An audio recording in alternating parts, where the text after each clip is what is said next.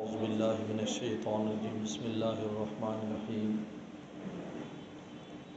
یا ایھا الناس اتقوا ربکم الذی خلقکم من نفس واحدۃ وخلق منها زوجها صدق اللہ مولانا العظیم۔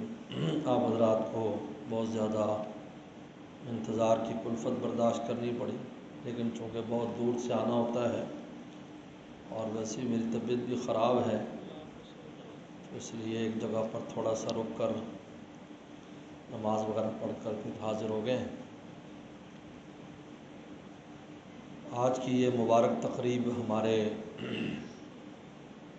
محترم حکیم کریم نواز صاحب کے صاحبزادے کے نکاح کے سلسلے میں ہے۔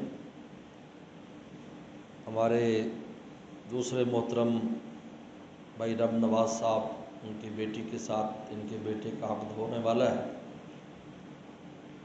اللہ تعالیٰ نے، پیغمبر صلی اللہ علیہ وسلم نے نکاح کے موقع پر 3 آیات تلاوت فرمائی، اور تینوں آیات کا ایک ہی جیسا مضمون ہے، اور تینوں آیات اتقوا اللہ سے شروع ہوتی ہیں۔ پہلی آیت یا ایھا الناس اتقوا اللہ، اے لوگو اللہ سے ڈرو۔ دوسری آیت یا ایھا الذین آمنوا اتقوا اللہ، دوسرے میں بھی اتقوا اللہ، تیسرے میں بھی اتقوا اللہ۔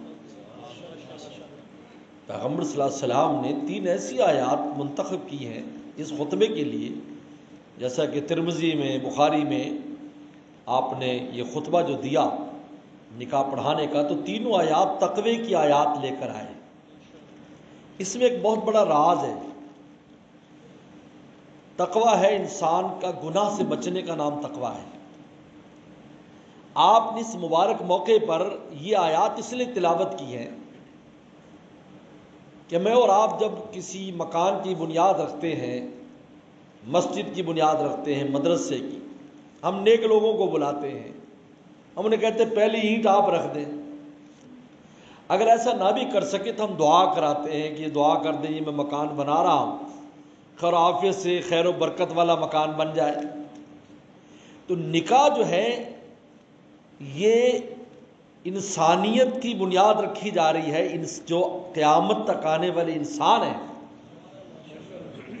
اس مرد اور عورت سے اس عمارت کی بنیاد رکھی جا رہی ہے۔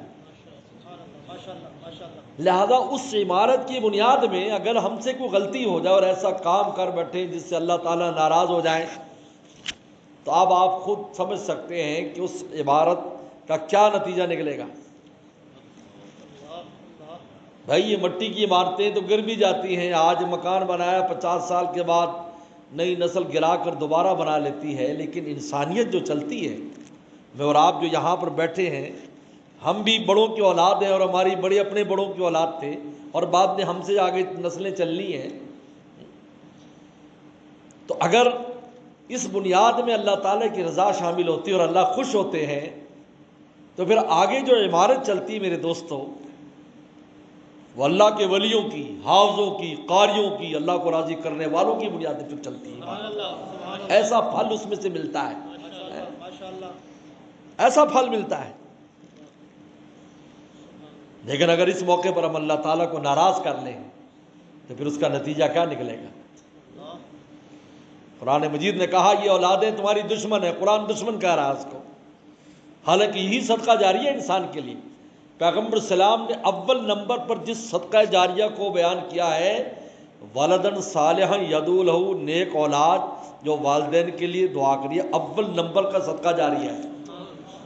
مسجد بنانا بعد میں، مدرسہ بنانا بعد میں، تعلیم بعد میں، قرآن پڑھانا بعد میں، حدیث پڑھانا بعد میں، اول نمبر کا صدقہ جاریہ کیا ہے جو آپ کے وجود میں سے نکل رہا ہے؟ ولدن صالح یدعو لہ، نیک اولاد جو آپ کے لیے دعا کرے زندگی میں بھی اور آپ کے جانے کے بعد۔ اور وہ کہاں سے آئے گی؟ وہ اسی بنیاد سے آئے گی، یہ جو آج ہم رکھنے والے ہیں۔ لیے پیغمبر صلی اللہ علیہ وسلم نے اس موقع پر امت کو تلقین کی ہے کہ خوشی میں اللہ تعالیٰ کو نہیں بھولنا، کہ جب انسان خوش ہوتا ہے تو پھر رسم و رواج میں آ جاتا ہے، او جی یہ رسم ہے، وہ رسم ہے، خوشی کا موضوع حضرت صاحب نہیں، ہم پابند ہیں، ہماری خوشیاں بھی پابند ہیں، ہمارے غم بھی پابند ہیں، ہمیں غموں میں بھی پابند کیا گیا کہ غم کس طرح تم نے منانا ہے، خوشی کس طرح تم نے منانی۔ ہم آزاد نہیں ہیں کہ ہم اپنے آپ کو آزاد سمجھیں، آزاد تو کوئی بھی نہیں ہے۔ ایک اللہ والے سے کسی نے کہا تھا، کہا جی آپ لوگ پابندی میں زندگی گزارتے ہو، یہ کرو یہ نہ کرو یہ کرو، ہم دیکھو یہ آزاد ہیں بالکل۔ نے بڑی پیاری بات کی، انہوں نے کہا آزاد دنیا میں کوئی نہیں ہے، کوئی رحمان کی قید میں ہے، کوئی شیطان کی قید میں ہے، قیدی سب ہے۔ اگر دائیں ہاتھ سے کھا رہا ہے پی رہا ہے رسول اللہ کی سنت پر عمل کر رہا ہے، یہ رحمان کی قید میں، کوئی بائیں سے کھا رہا ہے تو یہ شیطان کی قید میں۔ اب قیدی تو کوئی عباد الرحمان ہے، کوئی عباد الشیطان ہے، لیکن مرنے کے بعد جو اللہ کے قیدی ہیں ان کو ہمیشہ کی آزادی مل جائے گی، اور شیطان کے قیدیوں کو جہنم میں قید کر دیا جائے گا۔ آزاد تو کوئی نہیں، اور واقعی کوئی آزاد نہیں۔ کوئی اپنی خواہشات پر چل رہا ہے، کوئی معاشرے کا پابند ہے، کوئی سوسائٹی کا پابند ہے، کوئی شیطان کا پابند ہے، سب پابند ہے۔ خوش نصیب وہ لوگ ہیں جو مولا کے پابند ہیں، رسول اللہ کے پابند ہیں۔ ان کی مجبوری مولا کی ذات ہے، ان کی مجبوری رسول اللہ کی ذات ہے۔ تو میرے دوستو، اس لیے پیغمبر صلی اللہ علیہ وسلم نے تو پھر خوشی میں انسان رسم و رواج لاتا ہے۔ اس لیے اللہ والے نے بڑی پیاری بات کی کہ خوشی میں رسم و رواج سے خدا کو ناراض کرتے ہیں، اور غمی میں بدعات سے مولا کو ناراض کرتے ہیں۔ وہاں بدعتیں آ جاتی ہیں، یہ بدعت یہ بدعت یہ بدعت، یہ کر لو وہ کر لو، سب بدعات ہیں۔ اس کو بیچارے کو کچھ پہنچتے ہی نہیں، جس کو پہنچانا جس کو کچھ نہیں پہنچتا، کیونکہ بدعات کا شکار ہو گئے کہ شے میں بدعت شامل ہو جائے گی تو کیسے جائے گی۔ تو دونوں، یعنی یہاں رسم و رواج آ گئے اور وہاں بدعات آ گئے۔ لیکن مومن وہ ہے جو رسول اللہ کے طریقے پر چلے، ان کی خوشی بھی رسول اللہ کے طریقے پر، غمی بھی رسول اللہ کے طریقے پر۔ یہ ہے، یہ کامیابی کا راز ہے۔ اس لیے پیغمبر سلام نے اس موقع پر تینوں تقوی کی آیات مبارکہ تلاوت فرمائی ہیں۔ لہٰذا اس میں انسان کو دھیان رکھنے کی ضرورت ہے، اور اس جوڑے کو بھی یہ تلقین ہے کہ اب آپ نے زندگی اس طرح گزارنی ہے کہ مولا کو ناراض نہ کریں، کیونکہ اب آپ ذمہ داری بن گئی۔ اب آپ اس درخت کی طرح ہیں جس پر ثمر آنے والا ہے، جس سے آگے اولادیں پیدا ہونے والی ہیں، جن سے پتہ نہیں کیا کچھ اب اس زمین میں سے کیا کچھ نکلنے والا ہے۔ اگر ایک بھی کہتے ہیں نسلوں میں اگر ایک بھی اللہ والا اور اللہ کا ولی آ جائے، اگلے پچھلے سب کی بخشش ہو جاتی ہے۔ ایک بھی آ جائے، ایک بھی آ جائے، اللہ تعالیٰ سب کو بخش دیتے ہیں اس کے صدقے کہ بھائی سب کی بخشش ہو جاتی ہے۔ بتائیے، تو ان کو خود بھی ضرورت ہے۔ میرے آپ کو والدین شجر کی طرح ہوتا ہے اولاد کے اوپر۔ اگر شجر ہی ایسا ہو کہ جو جس پر خدا کا غضب نازل ہوتا ہو، تو نیچے بیٹھنے والوں کو بتاؤ کون سا سکون ملے گا؟ بتائیے کیا ملے گا؟